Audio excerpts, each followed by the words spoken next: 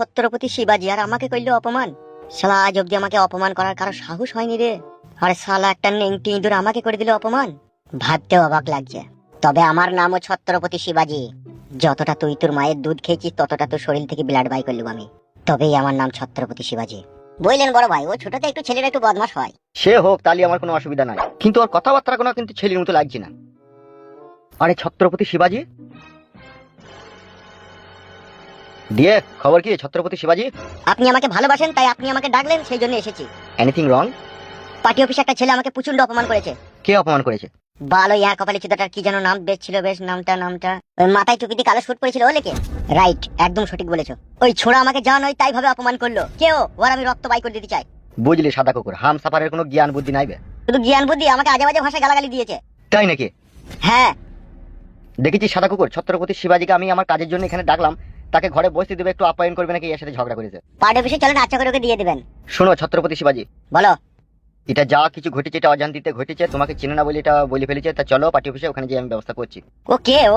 ও আমাদেরই লোক, আমাদের সাথেই কাজ করে। তুমি যেমন কাজ করতে এসেছো ও সেরকম আমাদের সাথেই কাজ করে। তাই বলে লাউড়া এইভাবে অপমান? ঠিক আছে তুমি চলো, আমি যেই দেখছি। কি আর বলবো, আপনার কাছে কাজে এসে যদি আপনার লোকই আমাকে অপমান করে সেটা তো আপনাকে দেখতে হবে। বেশ ঠিক আছে, তুমি একদম চিন্তা করো না, তুমি চলো। বেশ ঠিক আছে, আসেন, আর কি বলবো। চলো।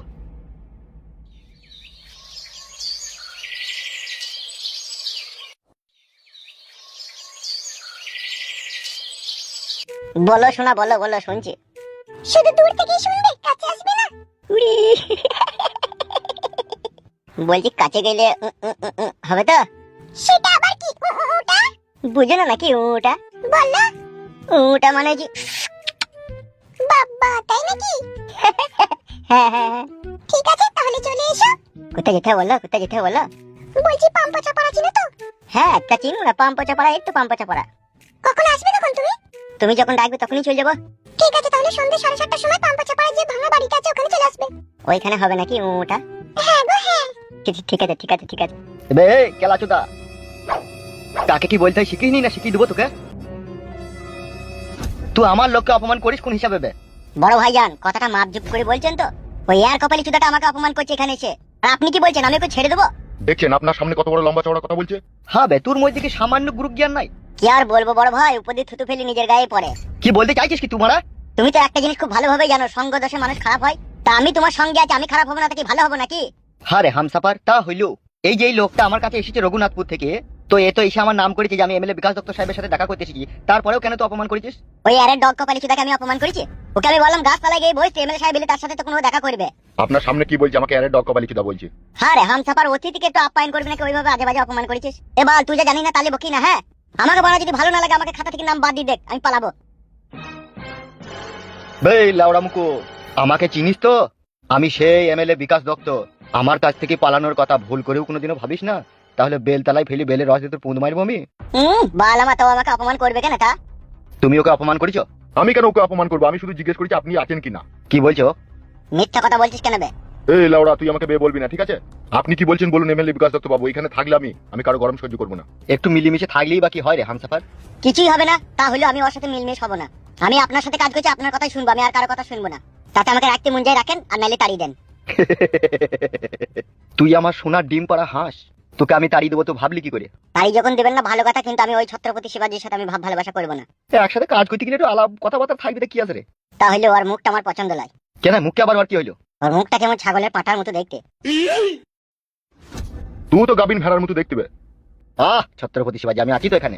তা আপনি যখন আছেন তখন ও কি বলছে সব কথা? বুঝার চেষ্টা কর হামসাফার, তোরা তিনজনে তো আমার কাজ সামলাইতে পারছিস না বলি আমি ছত্রপতি শিবাজিকে এখানে দেখেছি। কিছু মনে করি না, সব একসাথে মিলমিশ করে কাজ কাম হবে, বুঝলি তো? ভালো কথা হোক। তুই রাগ করিস নি তো? আমার আর রাগ করি বাকি আর না করি বাকি। তা হইলেও করেছিস নাকি সেটাই জানতে চাইছি। না করিনি। টাকা আমার পানে টাকা। বলো। আমার নাম করে বগার দোকান থেকে 2 বোতল বাংলা মাল লিয়াই। বিকাশ দত্ত বাবু, বলো।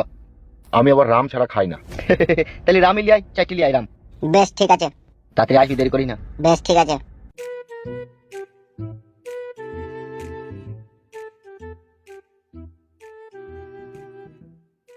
এখানে এসো ছত্রপতি শিবাজি।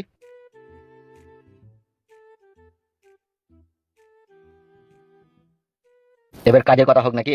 হ্যাঁ বলো বিকাশ দত্ত বাবু। কথা হচ্ছে গুড়া থেকে গাছের শিকার সমেত উপড়িয়ে দিতে হবে। দুবো, শুধু নামটা বলে দেন। নাম হচ্ছে ফুটু। ফুটু? সে আবার কে? ওই শুয়োরের বাচ্চাই তো আমার রাতের ঘুমকে হারাম করে দিয়েছে। ওর জন্য বুকের ভিতরে দাও দাও দাও দাও করে আগুন জ্বলছে। ওই শুয়োরের বাচ্চা আমার সৌন্দর্য আপেল গাছে ঢেলা মেরেছে। ওই শুয়োরের বাচ্চার জন্য আমি মান সম্মান ইজ্জত সব হারিয়েছি। ওই শুয়োরের বাচ্চার নামটা আমি ইন্টারনেটের দুনিয়া থেকে মুছে দিতে চাই। একদম ঘাবড়াবেন না, এই আমি ছত্রপতি শিবাজি, 72টা খুনের আসামি আমি। আর আপনার ওই শত্রু ফুটুকে আমি পিঁপড়ের মতো টিপে মাটির সাথে মিশিয়ে দিয়ে 73টা খুনের আসামি হতে চাই। বাহ বাহ মেরে শের বাহ। এই কাজটা সম্পূর্ণ যদি তুমি করতে পারো 5,74,000 টাকা ক্যাশ তোমাকে দেওয়া হবে, আর তার সাথে মদ আর খাসির মাংস ফ্রি। একদম চিন্তা করবে না, শুধু ছেলেটাকে দেখাইতে যা দেরি, দেখানোর সঙ্গে সঙ্গে গিলি খাই লুবো। তোমার কথাবার্তা শুনে আমার কিরকম একটু বিশ্বাস হয়েছে। চিন্তা করবেন না, বিশ্বাস যখন করেছেন কাজ 100% হয়ে যাবে। সাদা কুকুর, হ্যাঁ বড় ভাই বলো। যেমন করি হোক ছত্রপতি শিবাজিকে ফুটুকে দেখিয়ে দে। টেনশন করবেন না, আমি দেখিয়ে দেবো। ঠিক আছে, ও মদটা লিয়ে আনুক, তারপরে খেয়ে দেই তোরা যাবি। তাই হবে। ছোঁড়াই বাচ্চি করে মদটা লিয়ে। কই রাস্তাতে তো কাউকে দেখতে পেছি না। আসুক না আসুক না, তো চাপ নাই তো। ঠিক আছে আসুক, মদটা খেয়ে নাও।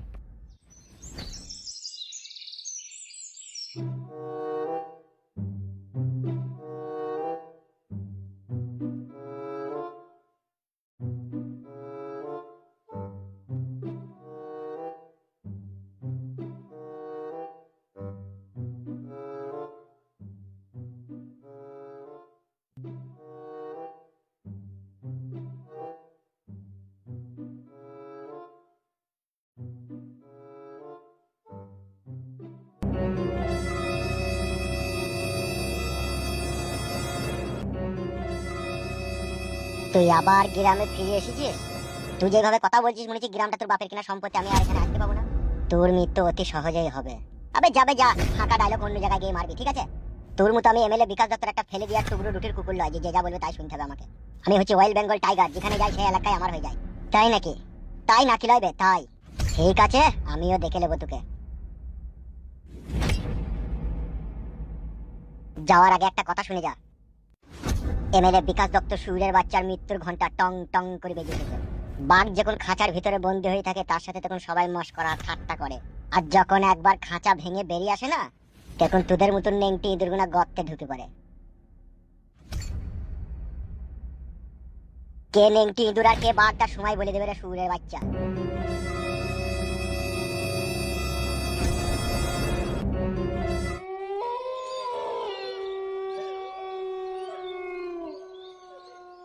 হামসাফার আমাকে বলেছে রাত 9টা 10টার সময় আসবে। রাত 9টা 10টার সময় এলো, যেটা বলেছি সেটা যেন ভুলে যাবে না। মদ ফান খাইয়ে ওকে নেশা করে দিয়ে, ঠিক আছে? যখন এসব করতে যাবে তখনই ওকে তুমি বলে দেবে যে আগে এমএলএ বিকাশ দত্ত সাহেবের কলাটা কেটে লাই, তারপর তোকে এসব করতে দেবো। সেটা তো আমি বলবোই, আমি তোকে করতে দেবো নাকি? তাই এখন ওকে প্রতিশোধ নেওয়ার লেগে ওকে এরকম করব আমি। করে ফুটো আয় ভাই আয় আয়। তা কোন গভীরে লুকিয়েছিস বে? লুকিয়েছি কি সাদে রে ভাই, জানের উপরে মুসিবত চলছে। কেমন আছিস কেমন রে কালো কুকুর? এই তো ভালো আছি। ওটাকে পেছনে তোর, ওটাই তো আমাদের হাতিয়ার। হাতিয়ার মানে? বলছি এখানে বল। এমএলএ সাহেবকে মারার সব প্ল্যান করছি আমরা এখানে। ওকে আবার মাইকে প্ল্যান লাগে, যাবো তো ধারাধার গুলি করে চলে আসবে। মুখে বললি তো হবে না রে ভাই, বহু চেষ্টা করে দেখলাম আমরা। আমি আবার রাস্তায় আসতে আসতে হামসাফারের সাথে দেখা, তার সাথে আবার দু কথা হয়ে গেল আমার। কি বলছিস নাকি শুয়োরের বাচ্চাটা? এই তো ইয়ার কাকার মেয়েকে বিয়ে করলাম না, সেই জন্যই তো আমার কোনো রাগ। ও রাগ কইলো না কইলো মারা, তুই আমার বোনাই বোনাই হয়ে থাকবি, কে রাগ কইলো না কইলো আমাদের কাছে কোনো এসে যায় না। দেখি প্ল্যান করলি কি? প্ল্যানটা করেছি বউদিকে দিয়ে এমএলএ সাহেবের কল্লাকে কেনবো হামসাফারের হাত দিয়ে। সেটা কিরকম করে? সে সব প্ল্যান কেটে গোল হয়ে গেছে। এখন এখানে তোমাকে ডাকার কাজ আছে, তুমি আমাদের সাথে সাথ দেবা। সে তো সাথ দেবো। প্ল্যানটা কি হয়েছে বল?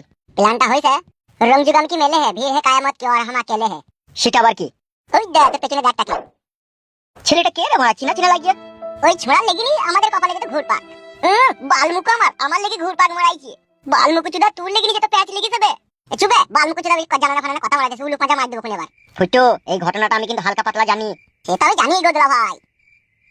ওই ফালতু নাকি বলছিস, ও কিন্তু তোর জন্যই আগে ফেসেছে। সে কি শুধু আমার জন্যই ও একা ফেসেছে? এর জন্য ও নিজেও দায়ী আছে। তুই সবাই কি মিছি কথা ছেলে বে, তুই মরার পরের দিকে চিতাতেও পড়বি না, তুই ওদের সাথে দিচ্ছি বেশালা। আবার ওর দিকে চোখ গজরি গজরি তাকানোর দরকার কি আছে? ও তো ঠিকই বলছে।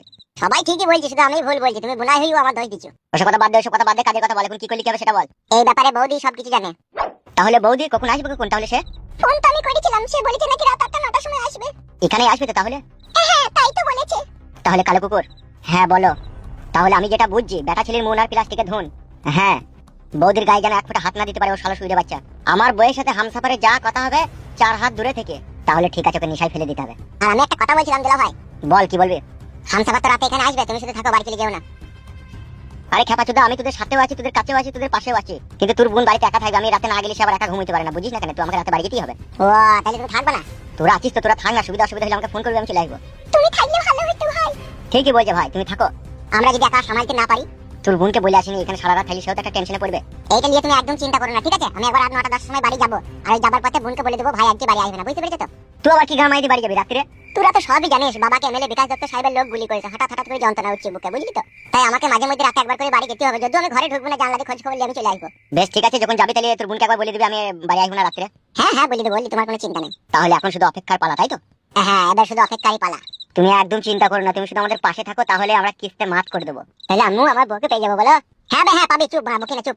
শালা বউ পাগলা সোদাকে নিয়ে শালা জানে জ্বালান। বউ পাগলা সবাই, ও একা লয়। হ্যাঁ তা তো বটেই। এখন বাজলো সন্ধ্যে 7:30, তাহলে এখন 1 ঘন্টা হামসাফারের জন্য অপেক্ষা করতে হবে, তাই তো? হ্যাঁ, এখন সে না আসা পর্যন্ত চুপচাপ বসে থাকতে হবে। হামসাফার, সুরের বাচ্চা, তুই কোথায় আছিস রে? তোকে মুরগির মতো খাল পোষ করবো আমি। তাহলে তো আপনি বিশাল যন্ত্র। আমি এখানকার এমএলএ হয়ে মানুষকে তারে লাচিয়ে বেড়াইছি, আমার কথাতে বাগে গরুতে 1 ঘাটে জল খায়। তাহলে তো হিসাব মতো এখানকার রাজা বাদশা বলেই চলে আপনাকে। রাজা বাদশাদের থেকেও 6 ইঞ্চি উপরে আছে আমি। ভয় লাগছে তো আমার আপনাকে দেখে। আমার কাছে কাজে এসে আমাকে ভয় করলে হবে কি করে বন্ধু?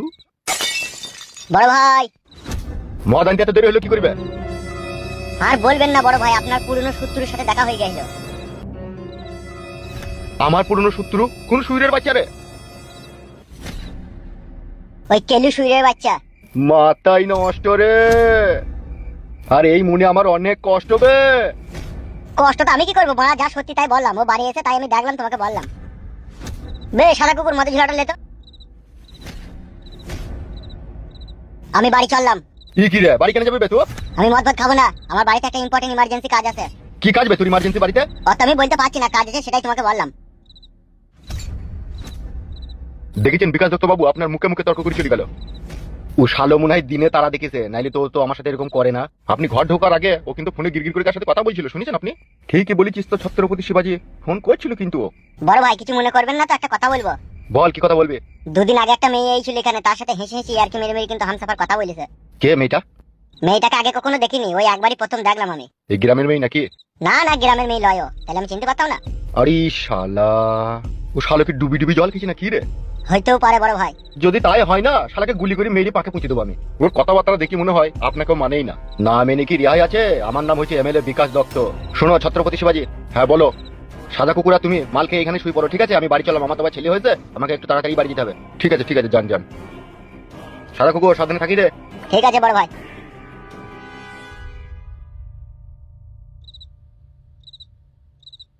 এমএলএ বিকাশ দত্ত সাহেবকে দেখে মনে হচ্ছে চরম রেগে গেছে। হ্যাঁ রেগে গেছে মনে হয়েছে। ঠিক আছে, এখানে বসো, মডেল আসো, দুজনে খাই।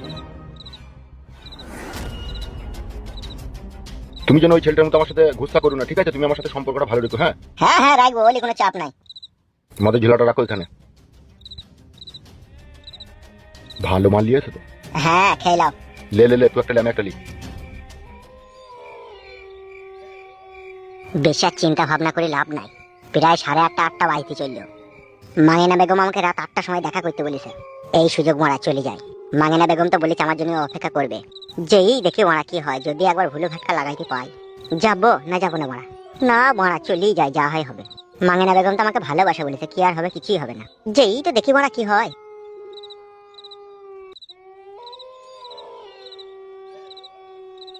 দেখো কালো কুকুর, তুমি এমন একটা মেয়েকে নিয়ে সংসার করছো না, এরকম মেয়ে খুব কম ছেলের কপালেই জুটে। না হলে দেখো, স্বামী আজ বিপদে পড়েছে বলে বউ জীবন দিয়ে বাঁচানোর চেষ্টা করছে। এ সব আমার কপাল, বুঝলা কেলু ভাই? এরকম বউ পেয়ে আমি নিজেও ধন্য, তার লেগে লয়। তার কারণ আমি যা মানুষের উপকার করেছি, আমার বউ তো ভালো হবেই। আমার বউ ভালো, তার লেগে লয়। ওই যখনই একটু আদর করে কাছে রাত্রে ডাকি, তখনই একটুখানি ঘ্যাম লাই। তাই নাকি? কিছু বলতে পারো না? কি আর বলবো, বউ বলে কথা, সে তো সবসময় আমার মাথার উপরে উঠে বসে থাকে। আর মাথার উপর থেকে নামতে বললে কেমন একটা রাগ রাগ ভাব হয়ে যায় তার। সাংঘাতি মেয়ে ছেলে তো। বলছি রাত 7:30 বাজে ছিল, আমি বসে থেকে কি করবো? আমি বাড়ি যাই। বাড়ি যাবে? তোমরা তো আছো, গল্প করছো, করো না। সে হামসাফার এলে তখন তো ব্যবস্থা হবে। আচ্ছা ঠিক আছে, তাহলে যাবি, যা। যাওয়ার সময় তোর মনকে যেন বলে যাস। বেশ ঠিক আছে, আমি বলে যাবো। যা তাহলে। হ্যাঁ, তা যেটা বলছিলাম, আসলে বউকে আমি ভালোবেসে বিয়ে করেছি তো, সত্যি করেই ভালোবাসি। সেই জন্য মাথার উপরে চাবলেও কিছু বলি না। তুমি একবারে আমার মতো লোক তো, কিছুটা সেই রকমই। বউকে বেশি মাথায় তোলাও খারাপ জিনিস, পরে অসুবিধা হতে পারে। যেই না টপাক করে চুমু খেয়ে নেবো। হাই রে আমার মাঙ্গেনা বেগম, পাখানে হালকা করে সুড়সুড়ি দিতে হবে, নাইলে ভাল লাগবে না। বলেন কি? ও জীবনটা কালাকান্দ হয়ে গেল রে।